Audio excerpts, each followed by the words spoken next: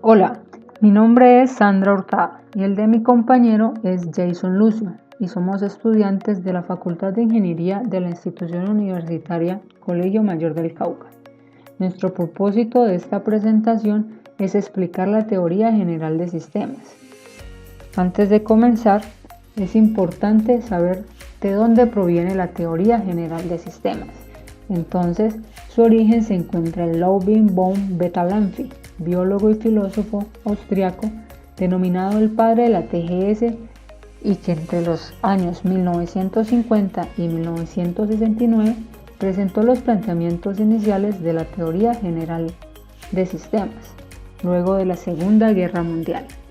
Para él, todo lo existente en la naturaleza conocida tiene una relación intrínseca entre los diferentes elementos, entendiéndose con esto que son independientes y relacionados unos con otros.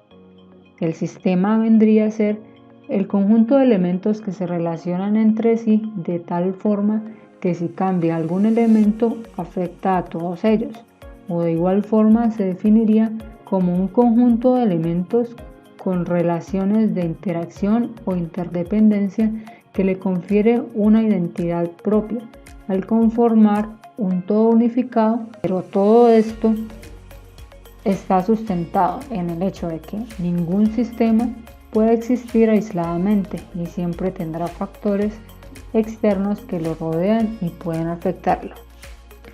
En relación a la TGS, esta se encarga del estudio interdisciplinario de los sistemas en general. Busca generar estándares, identificar comportamientos o patrones que puedan ser aplicados a cualquier sistema. Un sistema básicamente se compone de 4 partes. Las entradas, que reciben la información que necesita un sistema para su funcionamiento. El proceso, que es aquí en donde los elementos que entran al sistema sufren un proceso de transformación. Y finalmente la retroalimentación, que es una parte donde se analizan las salidas con el fin de determinar aspectos en los cuales existan fallas y asimismo puedan ser corregidas introduciendo los resultados en el sistema mismo. Las premisas que sustenta la teoría de sistemas son: los sistemas existen dentro de otros sistemas. Esto significa que siempre estamos inmersos en un sistema más grande y que dependemos del mismo para nuestro desarrollo. Los sistemas también son abiertos, es decir, que los sistemas transfieren datos con otros sistemas. Esta es una característica necesaria de ellos para poder subsistir. Además, las funciones de un sistema dependen de su estructura, o sea, que los objetivos y mecanismos de funcionamiento están predeterminados y responden para lo cual fueron construidos. La teoría general de sistemas distingue niveles de complejidad y son sistema, supersistema, en donde un sistema contiene a otro sistema, y los subsistemas que están contenidos en otros sistemas más grandes que ellos. Las características de los sistemas son: propósito u objetivo, que se refiere a la razón del por qué se creó el sistema; globalismo o totalidad, que como su nombre lo indica se refiere al análisis del sistema en sus totalidades, es decir, involucrando todos los elementos; homeostasis o negentropía, que es la tendencia de los sistemas a subsistir, a adaptarse al entorno y a actualizarse; retroalimentación, el cual es el proceso que hace referencia a la introducción de los resultados de las operaciones de un sistema en el mismo; y morfogénesis, que es la capacidad del sistema de cambiar su estructura. Los sistemas pueden ser clasificados dependiendo de sus particularidades y los objetivos que persigan. La cantidad de sistemas que existen son numerosos, inclusive pueden considerarse subsistemas, pudiendo ser además categorizados de acuerdo a su relación con el medio como abiertos y cerrados, en donde los sistemas abiertos intercambian materia, energía o información con el ambiente, mientras que los sistemas cerrados no interactúan con su ambiente, son completamente autónomos. Sin embargo, podría decirse que en rigor no existen sistemas completamente de este tipo. Pueden clasificarse los sistemas también de acuerdo a su naturaleza, en concretos y abstractos. Los sistemas concretos son lo real, siendo también lo tangible y lo físico, como el sistema circulatorio o el sistema solar. Mientras que los sistemas abstractos representan lo intangible, planes o pensamientos. Según su origen, los sistemas se clasifican en naturales y artificiales. Los naturales son los creados por la naturaleza, como árboles, flores, organismos vivos, mientras que los artificiales son los creados por el hombre, por ejemplo, empresas, creación de edificios o casas que son realizadas por los hombres. Según su relación, los sistemas se clasifican en simples y complejos. Los simples tienen pocos elementos y relaciones, mientras que los complejos son sistemas con numerosos elementos y relaciones. Según su cambio en el tiempo, se clasifican los sistemas en estáticos y dinámicos. Los estáticos no cambian en el tiempo. Ejemplo de ellos son el sistema numérico, mientras que los dinámicos, por el contrario, sí lo hacen. Ejemplo de ellos son los átomos. Según su perdurabilidad, se clasifican en permanentes y temporales. Se dice que los sistemas son permanentes cuando duran más que las operaciones que en ellos realiza el ser humano. Ejemplo, nuestro sistema económico. Y son de tipo temporal cuando dura determinada cantidad de tiempo y luego desaparecen. Ejemplo, podría ser un pequeño trabajo de investigación realizado en grupo de manera temporal. Según su posibilidad de resultado, los sistemas se clasifican en determinísticos y probabilísticos. Los determinísticos son sistemas con un comportamiento previsible, ejemplo, la palanca de un carro. Y los probabilísticos son sistemas con un comportamiento no previsible, ejemplo, el clima. Según su capacidad de cambio son adaptativos y no adaptativos. Los adaptativos son sistemas que reaccionan con su ambiente de tal forma que mejora su funcionamiento, mientras que los no adaptativos no hacen lo mismo. Ejemplo de ellos son los computadores, ya que no pueden aprender a modificarse y repararse sin intervención del hombre. Según su interacción, se clasifican como sociales, mecánicos y hombre-máquina. Los sociales son sistemas de interacción humana en los cuales no interviene el uso de maquinaria ni automatismos. Respecto a los sistemas hombre-máquina, la mayor parte de los sistemas empíricos caen dentro de la categoría de hombre-máquina. En la actualidad, casi todos los hombres emplean equipos de una u otra clase en sus trabajos organizados, y los sistemas puramente mecánicos deben obtener sus propias entradas y mantenerlas. Los sistemas mecánicos totalmente autosuficientes y autorreparables todavía pertenecen a la ciencia ficción. La teoría general de sistemas cuenta con ciertas características esenciales para poder entenderla y aplicarla de la mejor manera. La primera característica es interrelación e interdependencia de objetos, atributos, acontecimientos y otros aspectos similares. Esto quiere decir que toda teoría de los sistemas debe tener en cuenta los elementos del sistema, la interrelación existente entre los mismos y la interdependencia de los elementos del sistema.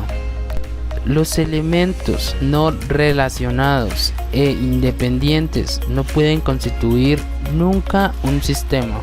La siguiente característica es la totalidad. Aquí se menciona que el enfoque de los sistemas no es un enfoque analítico, en el cual todo se descompone en sus partes constituyentes para luego estudiar en forma aislada cada uno de los elementos descompuestos. Otra de las características es la búsqueda de objetivos, donde es importante resaltar que todos los sistemas incluyen componentes que interactúan y la interacción hace que se alcance alguna meta en estado final o una posición de equilibrio. La siguiente característica sería por sus insumos y productos.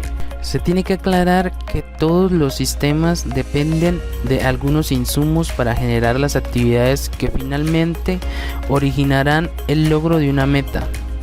Dado que todos los sistemas originan algunos productos que otros sistemas necesitan. Continuamos con la característica de la transformación.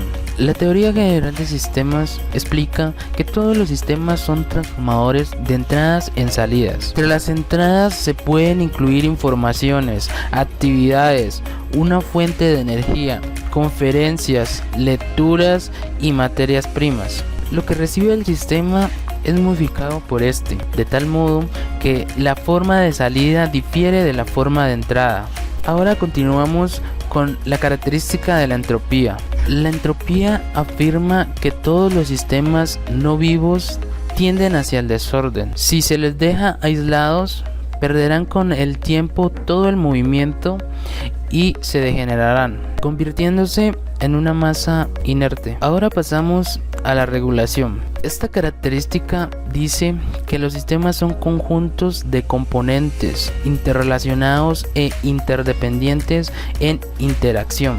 Los componentes interactuantes deben ser regulados o manejados de alguna manera para que los objetivos del sistema finalmente se realicen.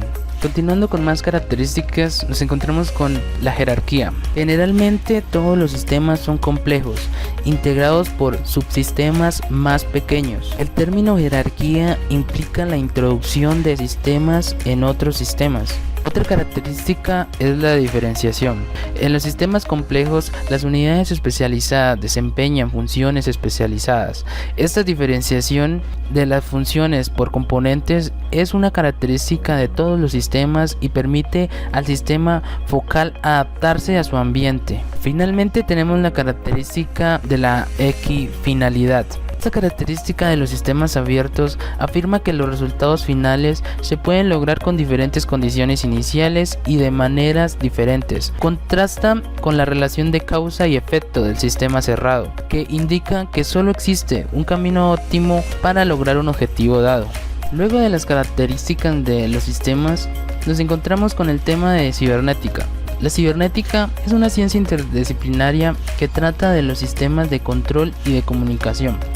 En relación con la teoría general de sistemas, la cibernética se enfoca en los diferentes sistemas de comunicación y de control entre los diferentes elementos o subsistemas para aprovechar cada uno de los aspectos que tiene en común. Los sistemas cibernéticos poseen un estado ideal o punto de partida, en el cual se apoya el sistema y emplea parte de la salida para controlar parte de la entrada futura al sistema, es decir, obtener una retroalimentación como una futura entrada. Para entender la estructura y los elementos no podemos manejarlos por separado. Siempre tendremos que ver la teoría de sistemas y cibernética como una sola disciplina de estudio. Sin embargo, debemos saber su diferencia.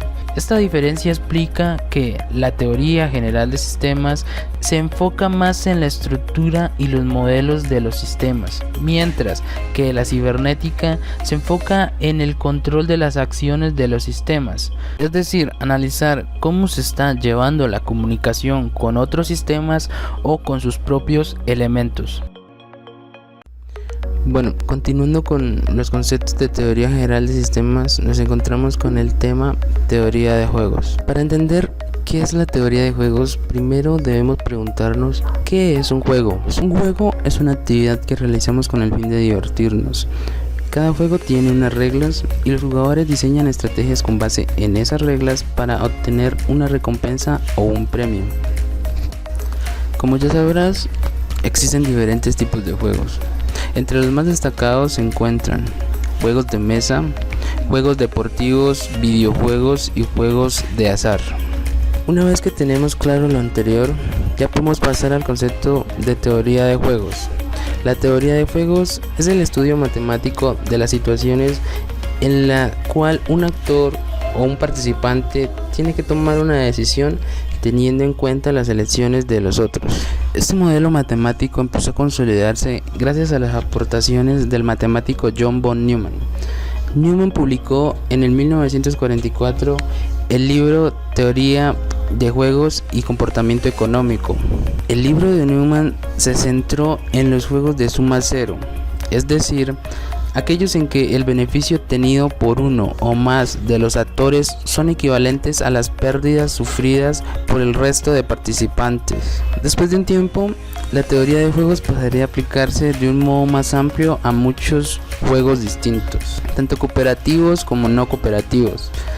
El matemático estadounidense John Nash describió lo que se conocería como equilibrio de Nash, según el cual si todos los jugadores siguen una estrategia óptima, ninguno de ellos se beneficiaría si cambia solo la suya propia.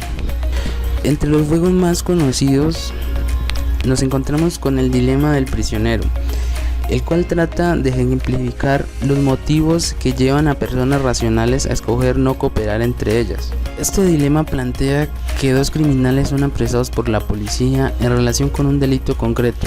Por separado se les informa de que si ninguno de ellos delata al otro como autor del crimen, ambos irán a la cárcel durante un año. Si uno de ellos traiciona al segundo, pero este mantiene el silencio, el primero quedará libre y el segundo cumplirá una pena de 3 años. Si se acusan mutuamente, ambos recibirán una condena de 2 años.